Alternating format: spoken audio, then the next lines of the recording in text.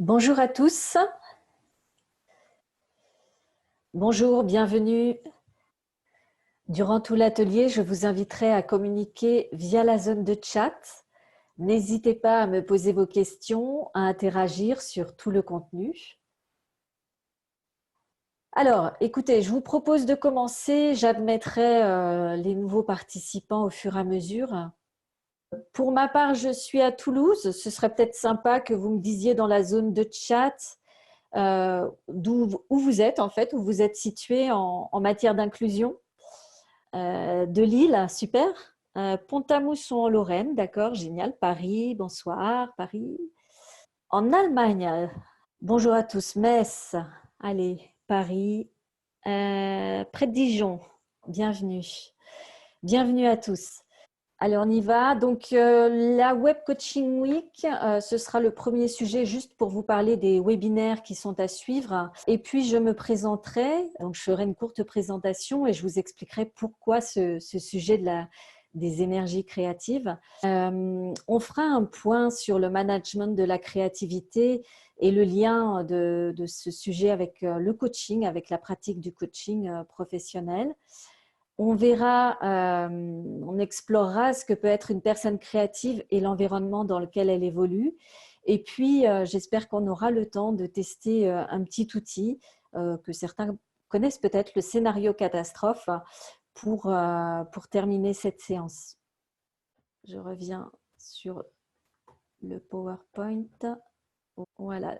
Sur la Web Coaching Week, donc on a eu pas mal d'ateliers depuis le début de la semaine. Il en reste 2 demain si vous voulez y participer. Donc les enjeux de l'accompagnement des jeunes, animés par Valérie Soraki et Aurélie Chalbos. Et puis, à quoi servent les 11 compétences du coach ICF, donc ça, c'est pour demain. Et puis, bien sûr, jusqu'à dimanche, vous avez tous les speed coaching qui sont proposés en visio. Donc, n'hésitez pas à en profiter. Alors, pour ma part, donc, je suis Alexandra Quillet. Alors, je suis coach professionnel certifié depuis 5 ans à mon compte et j'exerce la profession de coach depuis une dizaine d'années, notamment au sein de cabinets RH, avec pour spécificité la mobilité professionnelle et l'outplacement. Alors, l'autre carte de mon activité, c'est la formation et le conseil en intelligence créative, et cela depuis une dizaine d'années aussi.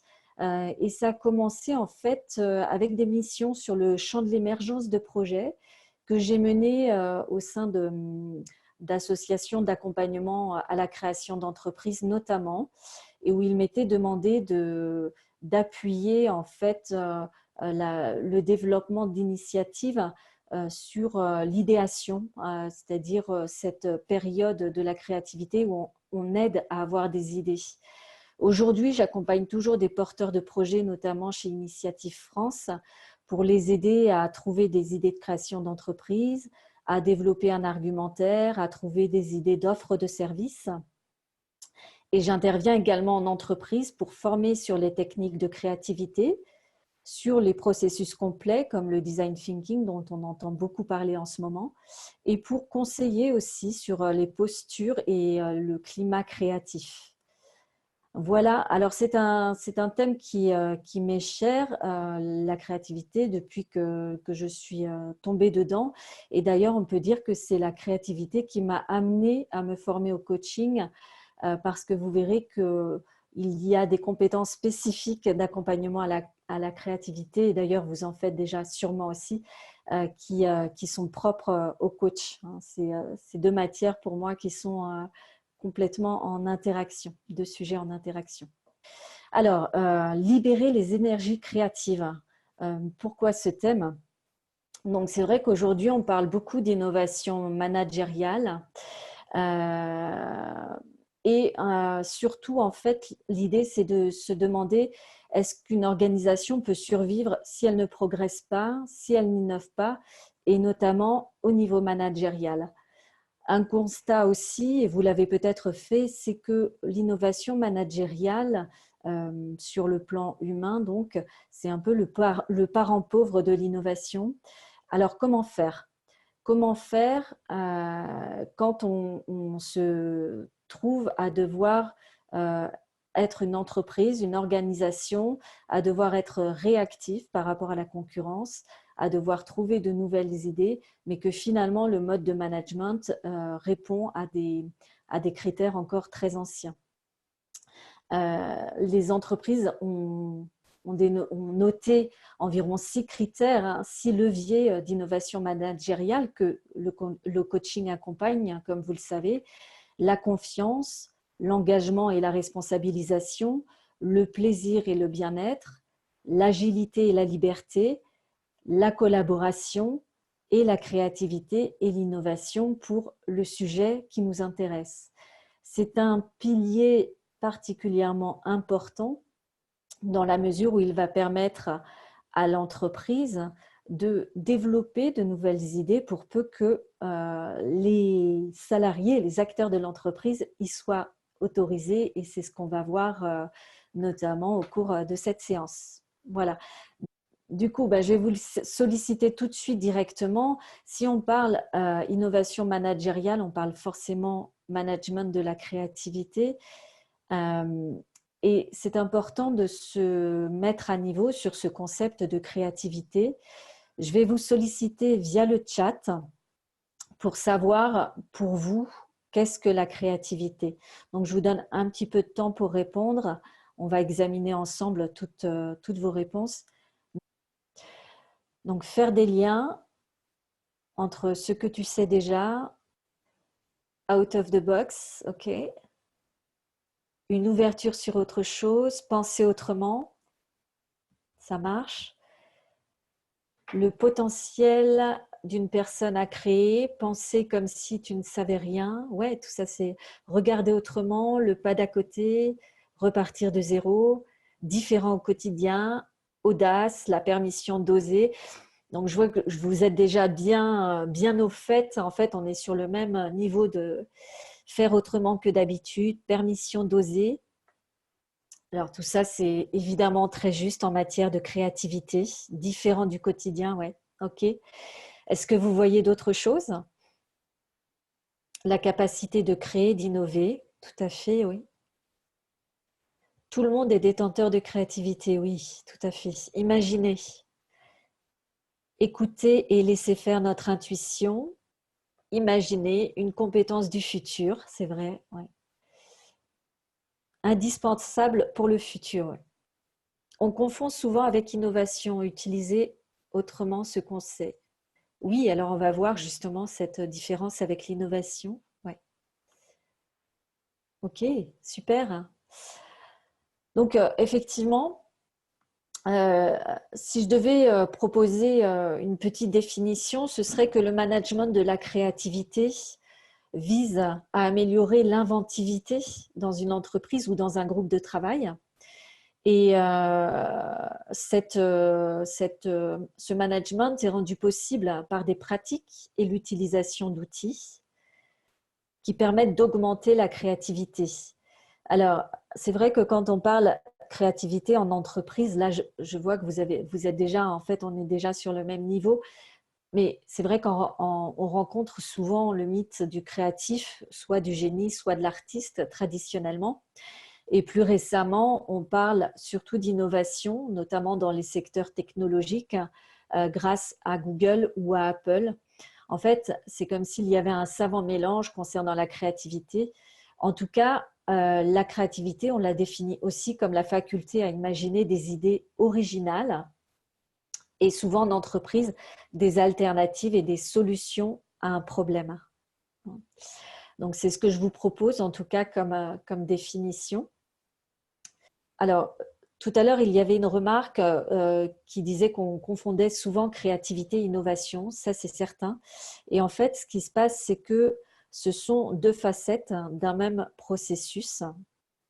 Donc, la créativité représentant le processus de génération d'idées avec comme une respiration deux phases, la convergence et la divergence, et un processus de génération d'idées pour trouver de nouvelles solutions, donc dans un but très déterminé.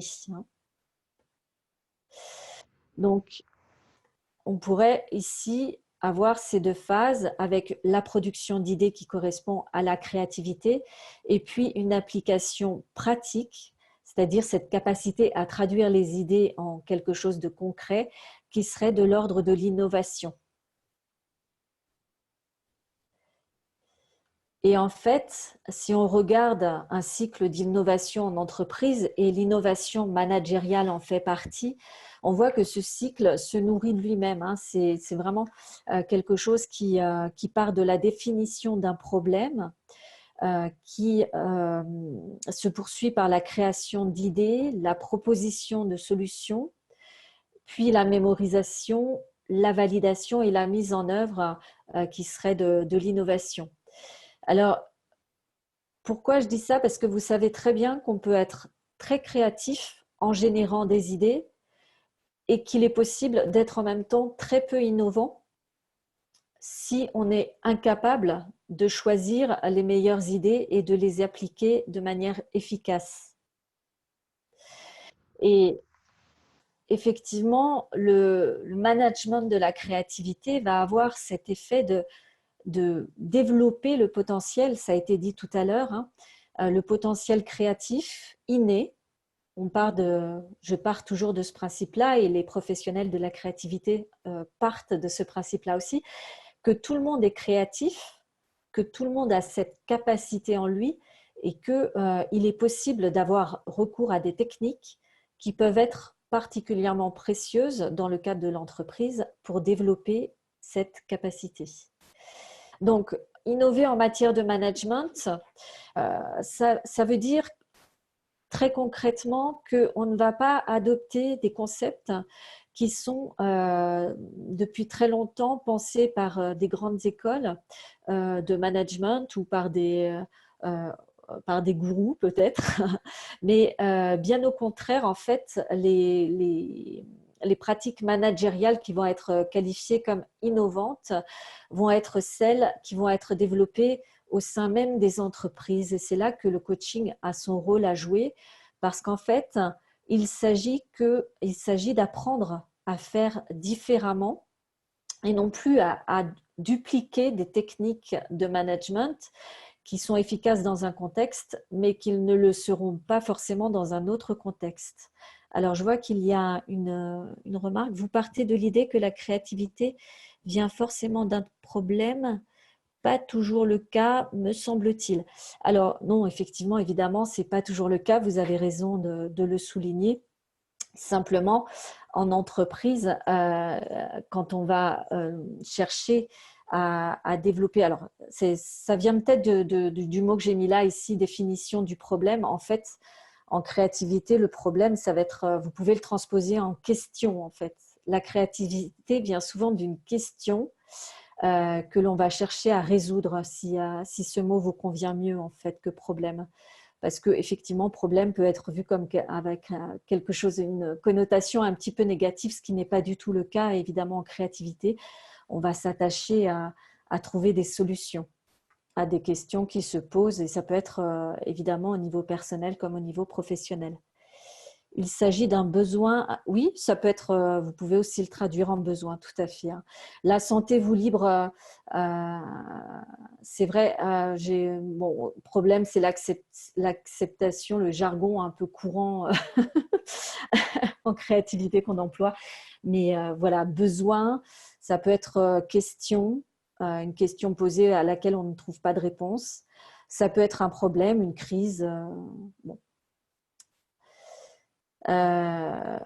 J'en profite pour souhaiter ou un désir, oui, ou un désir, tout à fait. Ouais, je suis d'accord avec vous. Voilà. Alors, du coup, pour reprendre un petit peu le fil sur l'innovation managériale, il est difficile aujourd'hui de dupliquer des modèles. On voit bien, par exemple, avec l'expérience des entreprises qui dupliquent l'idée d'une lean management et pour lesquelles cette pratique échoue. C'est un exemple parmi d'autres. On voit bien que si l'entreprise n'intègre pas la méthode de management comme une philosophie, en fait, dans la plupart des cas, c'est voué à l'échec. Et que l'entreprise à la nécessité de trouver de nouveaux modèles pour elle-même parce que les anciens modèles vont être inopérants, voire contre-productifs, et que les modèles dupliqués ne vont pas être forcément adaptés à la situation de l'entreprise. Alors, en tout cas, il faut suffisamment d'enjeux pour mettre de l'énergie à le résoudre. Oui, c'est vrai, Marie-Laure. Il faut de l'énergie pour faire de la créativité. Et j'aime bien cette remarque parce que en fait, elle est très très en lien avec le climat, on le verra, de l'entreprise, la manière de favoriser la créativité au sein de l'entreprise et l'enthousiasme des équipes à faire de la créativité. Voilà. Alors, l'innovation managériale, très liée au management de la créativité, à mon sens, hein, a vraiment pour objectif, tout en gardant de vue d'améliorer la compétitivité des entreprises, en tout cas l'épanouissement personnel. C'est-à-dire, vous voyez bien à quel point les entreprises aujourd'hui comprennent l'enjeu du bien-être de leurs salariés tout en gardant l'enjeu aussi de la productivité, de la compétitivité, et en même temps se heurtent au comment faire et à quelle solution on a devant nous pour opérer ces changements, hein, pour, dans certains cas, parfois survivre et au mieux rester compétitive et non, au mieux se renouveler et la plupart du temps rester compétitive. Ok, alors, si on regarde ça du point de vue de la personne et de son environnement créatif, on voit qu'il y a des personnes plus créatives que d'autres.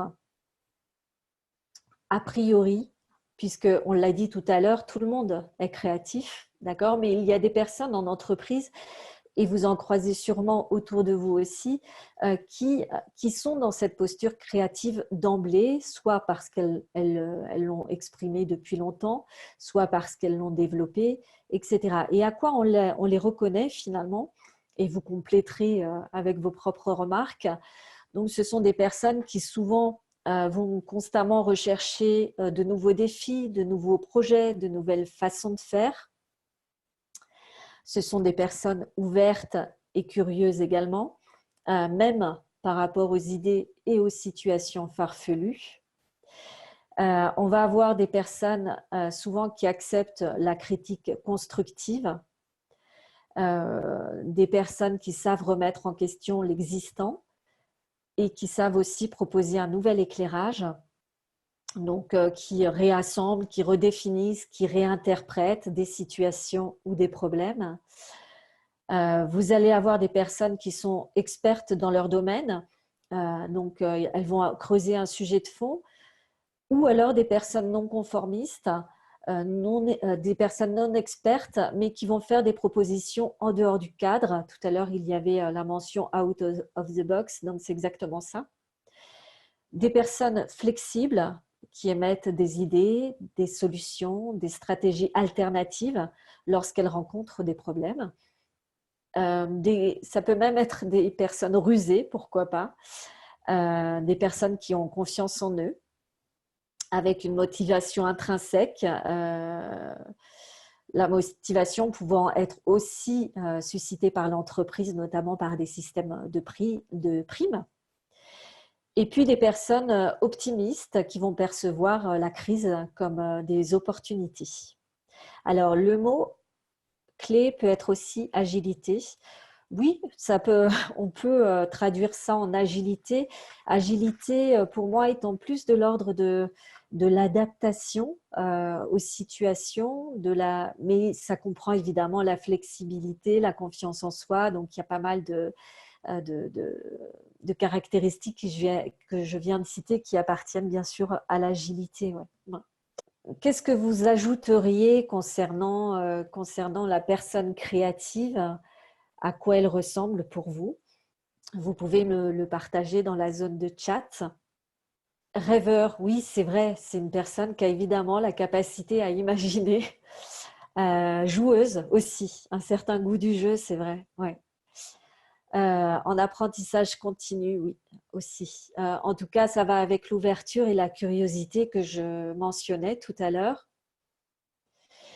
Quelqu'un qui s'ennuie, pourquoi pas, si on l'associe au rêve et à l'imagination, on l'a souvent entendu, hein, que l'ennui est propice à la création. Une personne isolée, oui, alors peut-être que c'est intéressant de préciser un petit peu cette idée d'isolement dans la créativité. C'est Nabila qui m'en fait part, si tu peux me préciser ça. Pas forcément rêveuse, mais non conformiste, oui, effectivement.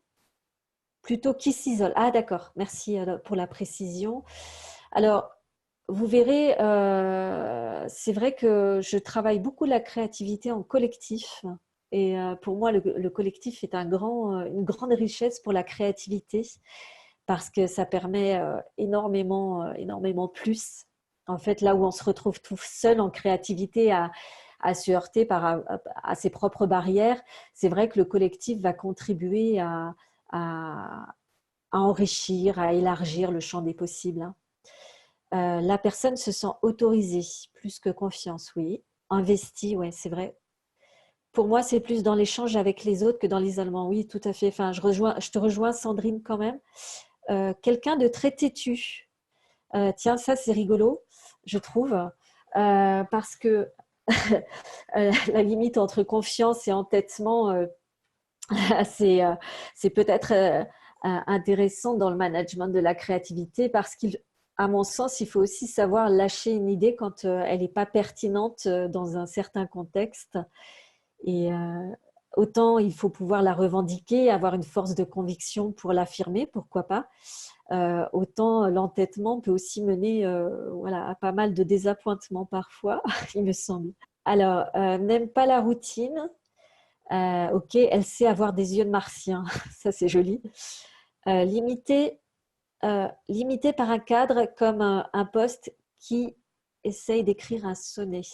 Alors, limité par un... Je suis pas sûre de bien comprendre l'idée là. Alors, la sensibilité, un poète, d'accord, le poète. Le créatif peut être poète. Alors là, on en revient peut-être à l'artiste, à la capacité de créer. Pour moi, la créativité, elle n'est pas seulement dans l'art, hein, je l'ai dit en préambule, et elle peut se situer même dans la vie pratique, dans la vie de tous les jours, et d'ailleurs, vous, vous en faites tous et toutes l'expérience tout le temps. J'en ai encore fait l'expérience ce matin, en fait, pour vous le partager avec une porte qui grinçait et qu'il était urgent de faire arrêter de grincer parce que la patience de tout le monde était un peu à bout. Donc, on peut être très créatif dans ces cas-là aussi. L'art de trouver des solutions optimales, tout à fait. Alors, c'est intéressant aussi hein, sur cette idée d'apprendre à faire autrement, que vous connaissez bien, hein, et notamment cette idée si on la met en lien avec ce qu'on connaît des théories du changement, et notamment celle de Batson, qui parle de changement de niveau 1 et de niveau 2, la créativité, on va être évidemment dans la tentative de changement de niveau 2 pour trouver des solutions qui soient pas forcément en rupture, mais en tout cas qui soient différentes à minima de ce qu'on essaie de ce qu'on a actuellement. Elle conjugue l'acceptation du cadre et la capacité à toucher les bords, voire à les pousser. Oui, j'aime bien cette idée aussi, c'est vrai, de liberté dans le cadre. Et on va en parler. Oui, merci d'avoir précisé. On va en parler parce que c'est vrai que quand on mène des séances de créativité, si on ne sécurise pas un cadre, et vous en avez sûrement fait l'expérience, on voit très bien à quel point on peut provoquer de l'insécurité et de l'inconfort qui empêche finalement l'expression libre de la personne. Hein, donc ça, on y reviendra. Ok, merci pour toutes ces réflexions et très pertinentes. Le cadre temporel aussi, ouais, tout à fait, je vais en parler aussi, ouais, tout à fait. C'est très important. Alors, ok, alors on va avancer un petit peu sur l'organisation créative. On a vu ce que pouvait être une personne créative. Et on peut reconnaître aussi une organisation à sa créativité. Alors c'est vrai qu'il n'y en a pas tant que ça. Mais ce qu'on constate, en tout cas dans les organisations créatives, c'est qu'elles vont prendre en compte et elles vont s'adapter sans cesse au marché et aux débouchés que le marché offre. Hein. On va voir aussi que souvent, dans ce type d'entreprise, existe un style de management participatif avec une structure légère, un système de communication ouverte, par exemple, hein, une facilité d'accès aux responsables du management. Je sais que, par exemple, l'organisation Mars, hein, Mars Chocolat, que vous connaissez très bien, a assoupli son management en permettant à tous les salariés de l'entreprise de rencontrer leurs dirigeants une fois à peu près toutes les 6 semaines à travers une courte réunion qui s'appelle Ça se discute et qui permet de poser toutes les questions qui pourraient se poser au sein de l'entreprise. Alors, c'est vrai que l'assouplissement hein, du système de communication peut être un vrai bénéfice pour la créativité de l'entreprise. On voit aussi que ce sont des organisations où le partage de connaissances va se faire de manière fluide, notamment par le biais de boîtes à idées, d'encouragement, de primes, etc., qui vont motiver les salariés à finalement faire part de leurs idées. Là, ça veut dire évidemment que l'entreprise, j'avais entendu le terme tout à l'heure, enfin en tout cas lu le terme autorisation. C'est vrai que ça veut dire que l'entreprise autorise la créativité. Et bien sûr, on peut tout de suite voir en tant que coach ce que ça implique, notamment en termes d'enjeux de pouvoir et de difficultés de résistance potentielle pour le management. Voilà, c'est une prise de risque, c'est de l'audace et c'est vrai qu'on sait qu'il y a ce discours un peu paradoxal dans certaines entreprises où on enjoint le manager à être out of the box, à prendre des initiatives, à avoir de l'audace, etc. Mais où le mode de management reste assez traditionnel et où la créativité n'est finalement pas autorisée tant que ça. Hein. Donc, ce qui nous amène à dire que l'organisation créative est une entreprise où la prise de risque sera encouragée. Encouragements qui vont être faits voilà, auprès des personnes pour féliciter les bonnes idées et au-delà de féliciter, c'est adopter les idées, les mettre réellement en place, en œuvre au sein de l'entreprise. J'aimerais donner un exemple où ça se passe comme ça, c'est l'exemple d'Orange. C'est vrai que bon, Orange n'a pas forcément le vent en poupe actuellement au niveau de l'actualité. Il y a cependant de très très bonnes choses au niveau de l'innovation managériale et une de ces bonnes choses, c'est que les salariés peuvent exprimer librement leur idée via un système d'innovation qui s'appelle IDClick. Et ce système d'innovation permet à n'importe quel salarié, quel que soit son statut, ancienneté, qu'est-ce qu'il pourrait y avoir, métier, etc., de déposer une idée sur une plateforme. Alors, probablement, c'est quelque chose que vous avez déjà vu ailleurs. Simplement, ici, l'idée est étudiée par des experts volontaires, donc il y en a environ 5000 au sein d'Orange. Et si elle n'est pas archivée, elle fait l'objet d'une étude de faisabilité. Il faut savoir qu'aucune idée n'est considérée comme mauvaise hein, en partant de ce principe. Et donc, une étude de faisabilité avec l'estimation d'un gain net. Ce qui fait qu'une fois qu'elle est mise en exploitation, elle peut être, selon les bénéfices, développée au niveau national. Et le collaborateur qui a émis l'idée se voit attribuer des talents, donc de la monnaie virtuelle qu'il pourra utiliser dans une boutique dédiée. Ce qui fait que depuis la mise en place de ce système, depuis environ 2007, on a un tiers des collaborateurs qui ont pu déposer des idées, donc ce qui se montrait à 122 000 idées déposées environ, et 10%, ce qui est quand même un ratio assez énorme, ont été déployés ce qui a généré plusieurs centaines de millions d'économies qui n'auraient pu être occasionnées autrement. Alors, on peut noter quand même que Orange est un des seuls opérateurs qui, depuis des années, ne s'est pas fait absorber sur le marché des télécommunications. Donc voilà un exemple concret d'organisation qui manage la créativité, qui permet la créativité en son sein.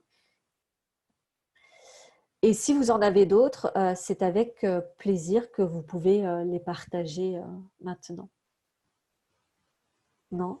Alors, éventuellement, si une organisation est créative, ça veut dire qu'elle a instauré un climat de créativité. Je vais vous citer, on n'est pas loin des cercles de qualité. Alors, je vous avoue que je ne connais pas très bien les cercles de qualité, mais il me semble que c'est quand même réservé aux services de recherche et de développement. Ah oui, une journée où les collaborateurs échangent les rôles. D'accord, ok, ouais. Oui, sauf que ouais, c'est bien ce que je pensais, ça me paraît ponctuel, hein. Là, ce qui est important, c'est que le climat créatif, je vais vous expliquer pourquoi, que l'organisation créative, pardon, favorise la créativité tout le temps dans l'entreprise, sachant que même la créativité peut évidemment se produire hors l'entreprise. Donc, en fait, le cadre doit être beaucoup plus élargi qu'un espace-temps très réduit. Pourquoi je vous dis ça? Parce que j'ai aussi noté qu'en organisant des séances de créativité en entreprise avec beaucoup de bonnes intentions et de bonne volonté, on pouvait intervenir sur 2 jours, voire plus, quelques jours au cours de l'année pour faire émerger des idées, mais que s'il n'y avait pas réellement une volonté de faire de la créativité au sein de l'entreprise, c'était des actions qui étaient très ponctuelles et finalement qui s'essoufflaient assez vite au sein de l'entreprise. Alors, Stéphane me dit pas forcément dans la sidérurgie, il y en avait beaucoup en production, pas juste une journée. Oui, tout à fait. Alors, si c'est suivi des faits, si c'est régulier, etc., on est vraiment dans une démarche de créativité. Moi, j'ai toujours cette attention-là à veiller dans le management de la créativité à l'intention de la démarche, à savoir si elle est portée vraiment ou pas. Pourquoi? Parce qu'on arrive à faire de l'innovation managériale en entreprise par 2 moyens. Soit l'entreprise est en crise, elle a une urgence à se renouveler. C'est un peu comme le coaching d'ailleurs, hein. Vous remarquez, comme le coaching professionnel. Soit la volonté est portée par le top management et il y a une véritable implication au sein de l'entreprise pour développer ce champ-là. Elle est réellement autorisée. Donc, c'est une démarche en long terme. On sait bien qu'un changement culturel ou managérial va prendre de 1 ou 5 ans à 5 ans. Donc, la volonté doit perdurer dans le temps et c'est en ça que le cadre temporel est important, il me semble. Voilà. Si le climat est favorable, d'ailleurs, il n'y aura pas de sanctions, pas d'échec à la créativité. Ça, c'est important aussi à noter, hein. Évidemment, si c'est fait de façon ponctuelle, le risque, hein, c'est la lassitude des acteurs de l'entreprise. Peut-être qu'il vous est déjà arrivé, en tout cas moi ça m'est arrivé en entreprise, de participer à de très belles séances de brainstorming qui ne sont pas suivies des faits. C'est exactement voilà, le propos ici pour l'organisation créative en tout cas. Alors, ce qui fait que parfois on a des verbatims de ce type-là, donc je vous en livre quelques-uns qui sont issus de ma propre expérience. Je n'ai jamais de retour de ma hiérarchie concernant les idées que je lui propose. Ou alors, de toute façon, mes idées, je vais les proposer ailleurs parce que ici, on ne nous demande que d'être des moutons. J'ai compris, je ne propose plus rien car à chaque fois, mon manager s'approprie mes idées. On nous demande d'être innovant, mais on ne nous accorde pas de temps pour réfléchir. Voilà. Alors, ça, ce sont quelques-uns des verbatims que je rencontre. Vous en avez peut-être rencontré, vous aussi, au sein des entreprises que vous côtoyez. Ils sont assez récurrents. Et cela, même si on sait qu'aujourd'hui, la capacité d'une entreprise à se différencier se joue sur cette capacité à faire de la créativité, à se renouveler. Alors, du coup, concernant le climat créatif, le propos va être de stimuler l'initiative. On parlait tout à l'heure d'enthousiasme, d'énergie même. Et là, on va chercher à créer un climat créatif. Euh, et pour ça, plus on va ouvrir au plus grand nombre, quel que soit le métier, le statut ou l'expérience, plus on va mobiliser la sagesse des foules, hein, je le mets vraiment entre guillemets, euh, plus on va ouvrir au grand nombre, plus on va instaurer des processus d'idéation et plus on va permettre cela. Hein. On va également devoir, l'entreprise en tout cas pour favoriser ce climat créatif, va devoir promouvoir le développement des améliorations et des pratiques innovantes. Et puis, on va devoir encourager l'ouverture aux idées externes aussi, sans avoir peur, j'ai envie de dire, c'est aussi des choses qu'on rencontre en créativité, la peur de parler de ses idées. Non seulement la rencontre en petits groupes au sein de l'entreprise, mais encore plus, j'ai envie de dire, sur le champ concurrentiel de l'entreprise en elle-même.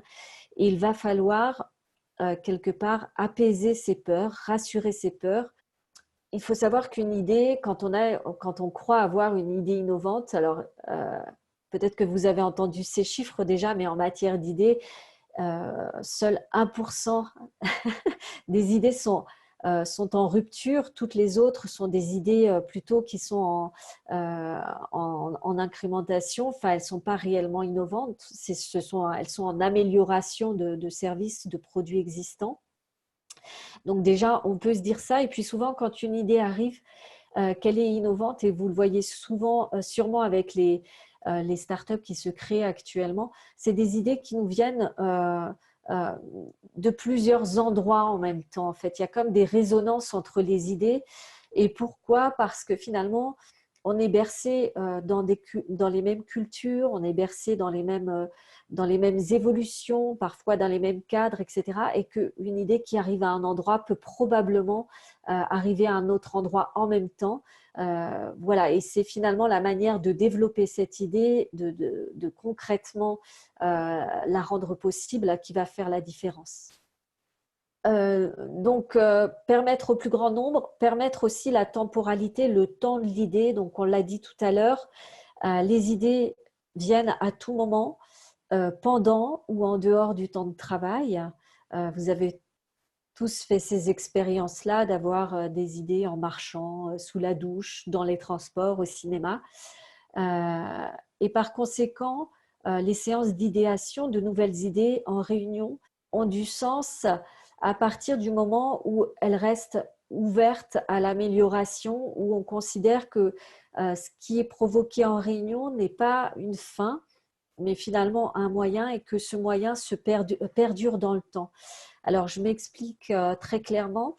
Des fois, une séance d'idéation, elle va débloquer un processus et dans les idées qui vont sortir au cours d'une séance, pour dire les choses autrement, il n'y a pas forcément la bonne idée pour la question qui est posée.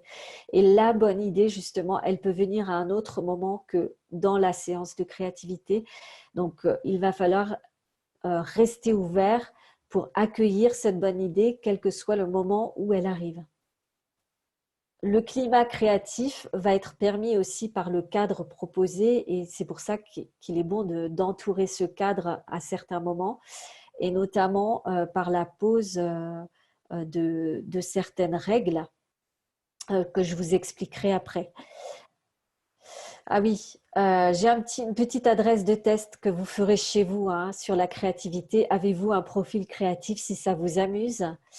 Je ne sais pas si vous pouvez le noter, sinon je me chargerai de vous l'envoyer par mail. Dites-moi juste dans le petit chat. Ok, très bien. Euh, alors, quelques règles hein, pour instaurer une séance de créativité. Donc, vous voyez qu'on va de plus en plus précisément dans le management de la créativité. Ces règles, elles vont permettre le bon déroulement de la séance. C'est elles qui fixent le cadre. Ce qu'on met actuellement visuellement, j'ai envie de dire comme règle, c'est ce qu'on appelle le quick, loupé. Alors, ne vous inquiétez pas, je vous enverrai le lien par mail. Hein. Ce qu'on observe comme règle, c'est ce quick, hein, c'est un moyen mémotechnique, peut-être que certains le connaissent. Donc, vous avez le C pour la critique est hors jeu. Donc là, on pose le non-jugement pour autoriser justement la créativité. Ou l'originalité est bienvenue tout en précisant qu'elle n'est pas obligatoire. Vous savez bien à quel point une idée basique peut aider au rebond et peut faire émerger d'autres idées et potentiellement une idée originale. U, l'union fait la force et c'est là qu'on parle de la force du collectif hein, en créativité. C'est vrai que cette notion, elle est très très intéressante, notamment en termes de permissivité, de jeu, d'autorisation, etc., etc. Le I comme incuber, intuiter, faites confiance à l'inconscient. Alors là, on parle d'accueil de l'idée, encore une fois, dans la mesure où ce qui vient spontanément, des fois, peut paraître tout à fait extravagant. et, et il faut pouvoir l'accueillir comme c'est, même si on va être son propre juge et on va parfois éviter de s'autoriser. Parce qu'on va se juger stupide ou l'idée pas du tout à propos, etc., etc. Donc, se faire confiance est une des règles essentielles. Et la quantité est nécessaire et c'est pour ça que la force du collectif est importante. Plus on a d'idées et plus on élargit, en tout cas dans la phase d'idéation, on est en phase de divergence. Tout est possible et il est important que dans cette phase-là, au moins, il puisse y avoir de la quantité, de la matière. Dans la phase de convergence, on se chargera de faire une sélection, un tri par rapport à certains critères, mais c'est une deuxième phase. Tout à l'heure, je parlais de respiration et c'est vrai que c'est vraiment la créativité comme une respiration entre tout est possible et je restreins le champ, je choisis pour après passer à la concrétisation de l'idée. Donc, quelques pratiques pour favoriser la créativité. Donc, appliquer la créativité de la direction à la base, prendre en compte, donc c'est ce que je disais tout à l'heure, hein, toutes les idées et montrer qu'on les prend en compte. Ça, c'est important. Faire des groupes de travail formés aux techniques créatives, pourquoi pas. Motiver, liberté d'action, prise de risque. Je connaissais CQFD, oui, c'est aussi. Oui, tout à fait. Ouais, ouais. CQFD, c'est une autre façon de poser des règles de créativité. Affecter des ressources aux bonnes idées et obtenir des résultats concrets, évaluer le progrès et alimenter le processus pour que ça reste dans la durabilité, comme on l'entendait, comme je l'affirmais tout à l'heure. Tout ça pour vous faire essayer une petite technique. Mais avant d'essayer cette technique, on va faire un petit échauffement et je vais vous solliciter par chat. D'accord. Merci Stéphane. Alors, un petit échauffement créatif. Trouvez tous les usages d'un stylo. Donc, allez-y, on a eu toutes les règles hein, de la créativité auparavant. Donc, vous les appliquez pour cette séance. Et je vais vous demander de participer maintenant via le chat en trouvant tous les usages d'un stylo. Se gratter l'oreille, la moustache, ok. Faire une coiffure. Ah oui, il y a des filles qui ont des cheveux longs. Fixer les cheveux en chignon, voilà. Ok. Qu'est-ce que vous voyez d'autre? Non, j'ai les cheveux courts. Bah oui, ouais. Dans ce cas-là, difficile le stylo. Enlever les points noirs. Waouh, d'accord. Une sarbacane, d'accord. Servir de chasse. Alors, de chasse-gouille. Chasse-gouille. Grouille. Alors, j'ai pas mes lunettes, je ne dis pas. Combler un trou, goupille. D'accord, ça marche. Dans les cheveux courts, c'est ça. Utiliser comme une règle, chasse-goupille. D'accord, très bien. D'autres usages peut-être? Coincer une porte, oui. Ouais. Gratter le dos. La sarbacane, touiller son café. Oui. D'autres usages?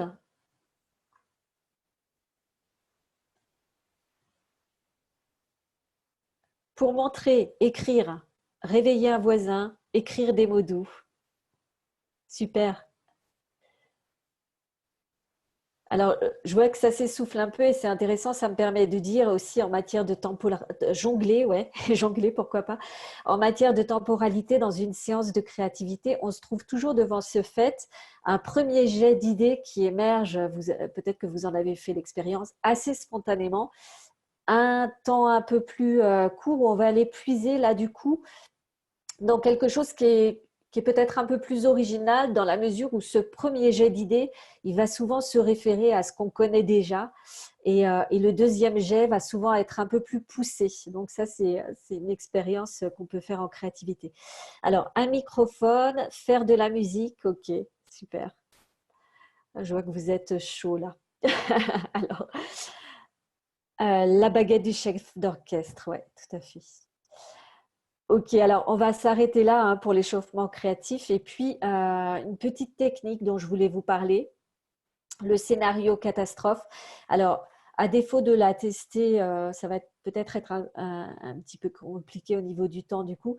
Mais en tout cas, je voulais vous la présenter pour ceux qui ne la connaissent pas. Donc, euh, c'est une technique hein, qui va servir à recenser tous les obstacles possibles à l'atteinte d'un objectif, hein, donc qui est particulièrement efficace, ou alors pour repérer les freins qui sont mis en œuvre à la mise en œuvre pardon, d'une action. En général, elle s'utilise en dernière étape d'un plan d'action et elle va permettre d'éviter tous les pièges qui n'ont pas encore été perçus. Et puis, accessoirement, ça permet aussi de lever certaines peurs, et notamment quand vous préparez un webinaire, vous pouvez faire ce genre de technique pour pallier aux problèmes techniques, pour trouver des solutions de rechange, etc. Voilà, je vous partage une petite expérience. Voilà, en tout cas, elle peut être aussi utilisée pour préparer un argumentaire de vente de ses idées. Et en fait, il s'agit de définir. Alors, j'ai déjà animé ce type de séance. J'ai été déçue du conformisme des idées émises. Y a-t-il un moyen pour pallier cela? Oui, alors je vais en parler tout de suite. Marie-Laure, merci pour ce partage.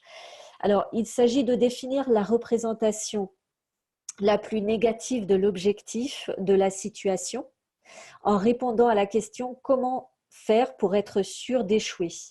Alors c'est vrai que quand on pose cette question, comment rater ou échouer de manière incertaine, si je prends un exemple, comment être sûr de rater ce webinaire, souvent ce qui va sortir en premier, c'est des choses très rationnelles.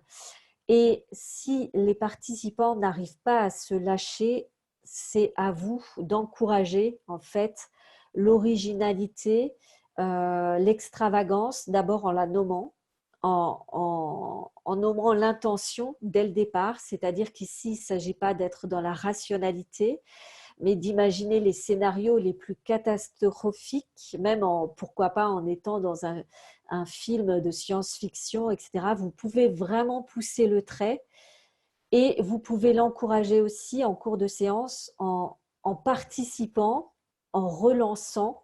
Vous pouvez vous l'autoriser en relançant, en émettant certaines idées extravagantes, en fait, en étant modélisant, en fait. Euh, ou bien si les participants se reposent, relaxent, ferment les yeux, etc. Oui, alors là, vous allez probablement casser le rythme de la séance. Voilà, à vrai dire, c'est quelque chose d'assez dynamique. Vous êtes presque dans un brainstorming et là, il va falloir provoquer l'enthousiasme, le jeu, le lâchage. Et c'est vrai que Si vous restez dans le rationnel, c'est que probablement vous êtes dans le premier jet d'idées et qu'à un moment donné, quand ça s'essouffle, il faut relancer et encourager encore. Si ça ne marche pas, c'est peut-être aussi, et voilà, c'est une hypothèse que le cadre n'a pas suffisamment été posé en matière de bienveillance, de non-jugement, etc. Ou alors peut-être qu'il y a des enjeux au sein du groupe qui n'ont pas été exprimés. Alors il peut arriver qu'on fasse des séances de créativité avec des personnes d'une même équipe dont le manager et les personnes qui le managent, et que s'il y a des tensions au sein de l'équipe, ben, peut-être que voilà, c'est là que ça va se traduire aussi dans la non-adhésion au processus. Il peut y avoir beaucoup de raisons. Mais en général, si vous avez posé les règles, s'il n'y a pas de tension, si vous êtes modélisant, bon, il y a toutes les chances que ça se passe bien, hein, qu'on puisse aller dans l'originalité. Tout dépend des contextes aussi. Vous avez des contextes d'entreprise, notamment l'industrie, des contextes d'entreprise, les secteurs je pense à l'industrie, à la banque, etc., qui entrent beaucoup moins dans ces processus, qui sont beaucoup plus terre à terre de fait, et qu'il va falloir beaucoup plus encourager sur ce type de processus de créativité. À contrario, dans certains secteurs, je pense à la communication, je pense aux startups, je pense à des secteurs qui connaissent déjà ce type de processus. Évidemment, ça va être beaucoup plus peut-être fantaisiste dans la proposition.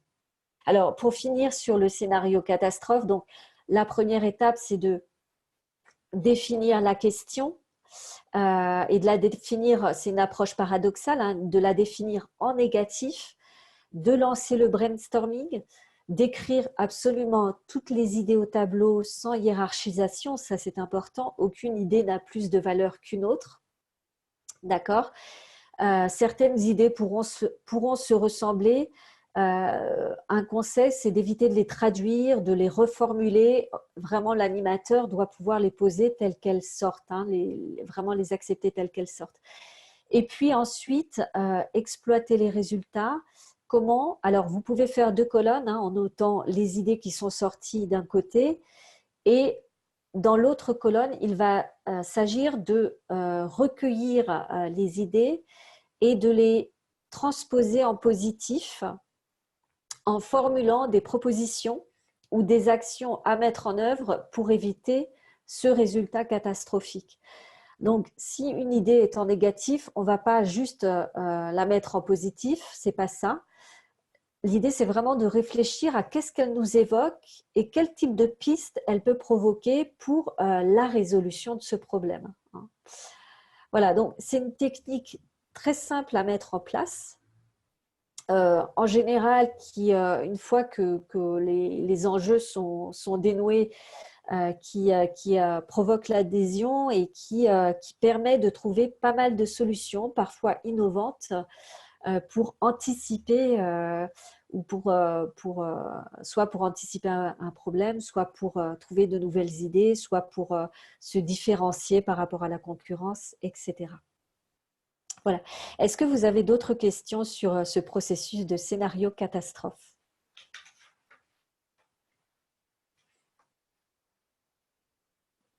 Avec plaisir, Stéphane. Voilà, donc la séance arrive à sa fin, hein.